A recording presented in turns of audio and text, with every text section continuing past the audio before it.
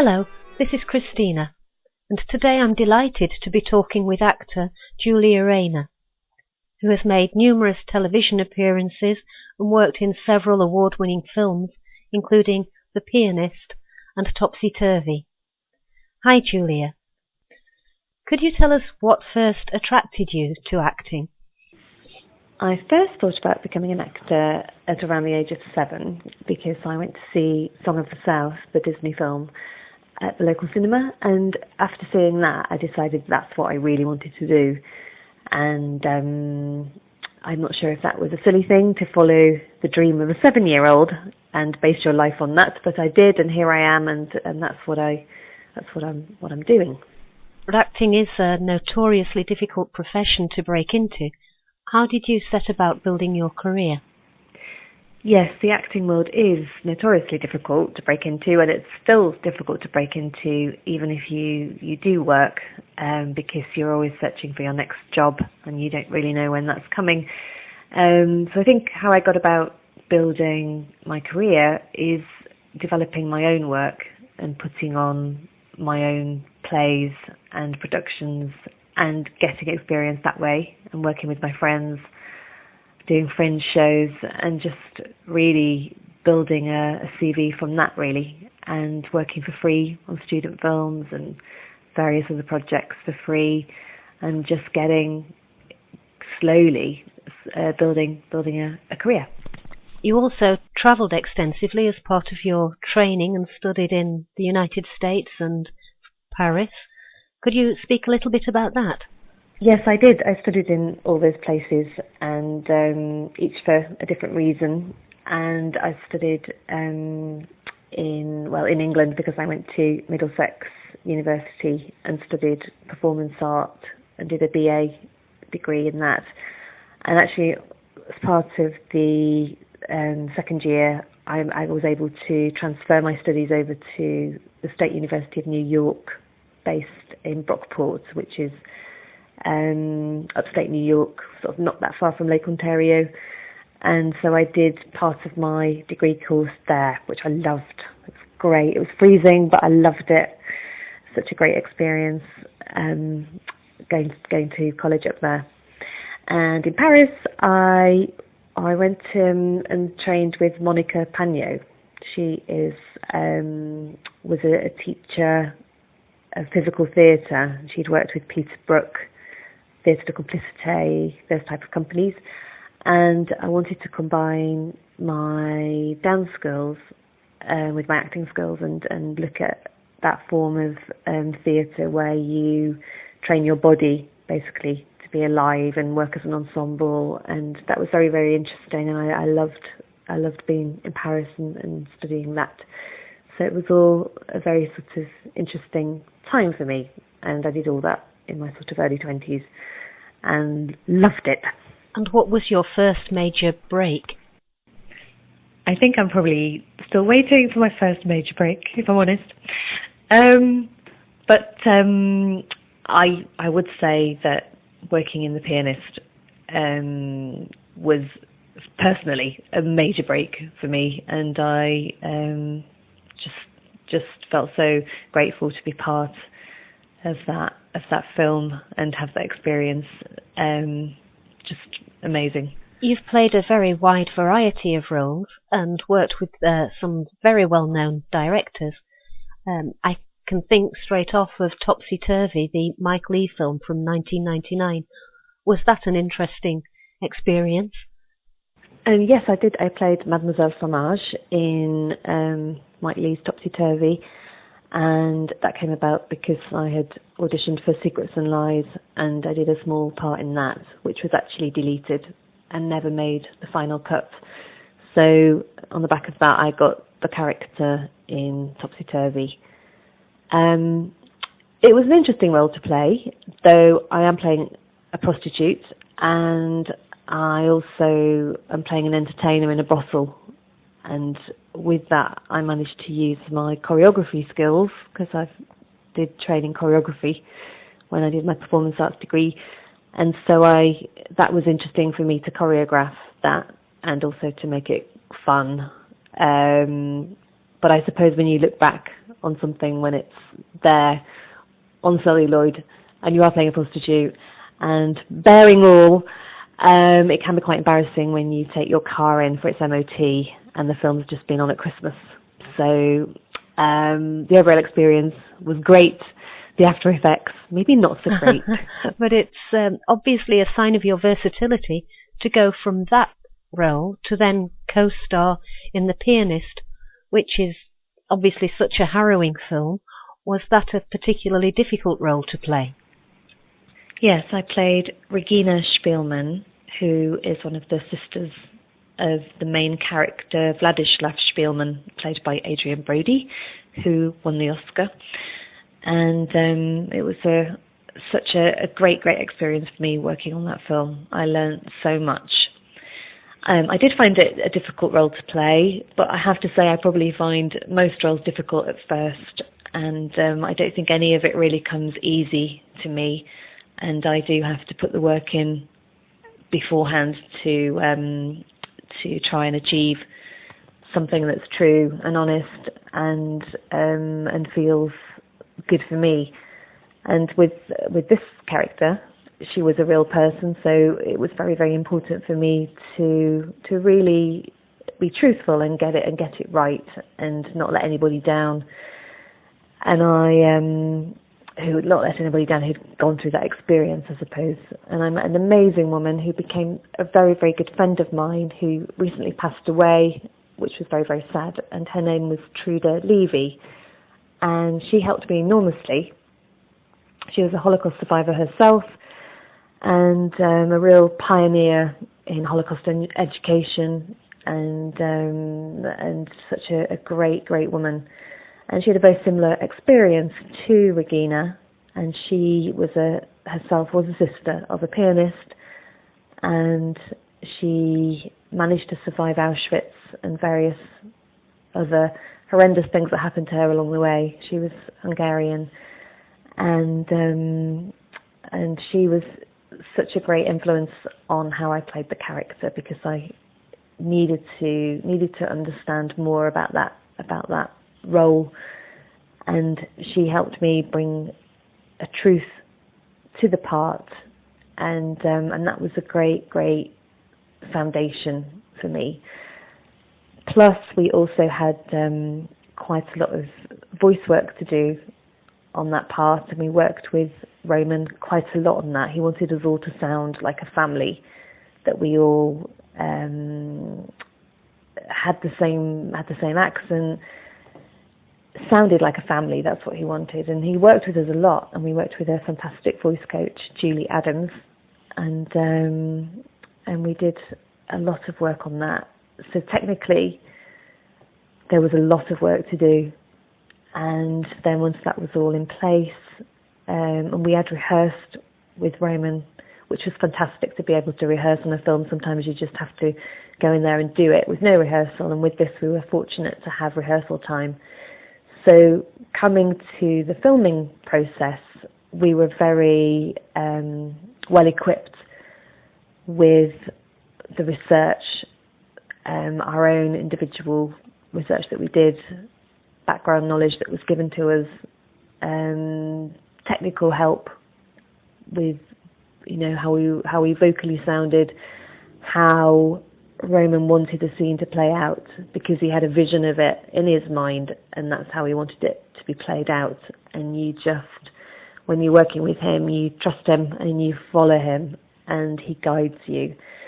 So that took away a lot of the difficulties, and I really learned so much, and again feel very grateful to have been part of such a fantastic film and an important film. When you're playing such a powerful part of a powerful story, and it's something so moving, how do you manage to separate your own emotions, or to deal with the emotions that must come up with it, and keep them separate from your own life?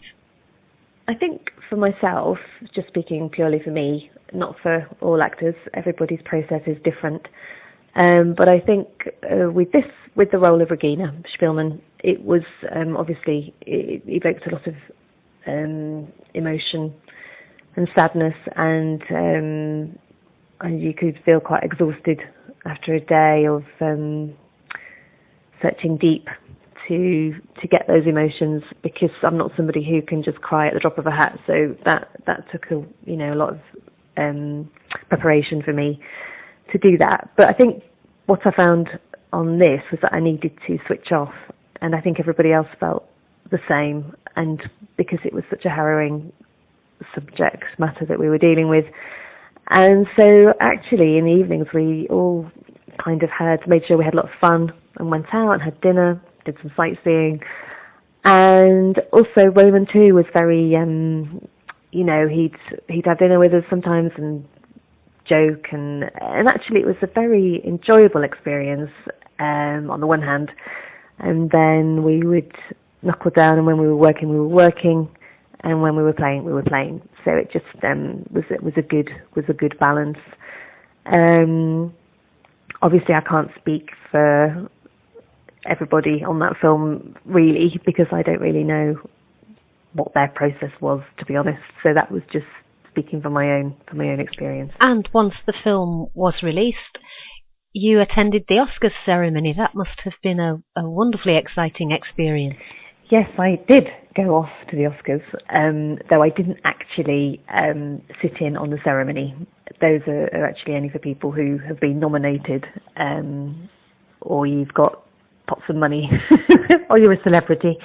So I went over and stayed with my friend Rochelle Rose, who's an actress who lives in LA, and we both basically sat and watched it in our jogging bottoms on the telly.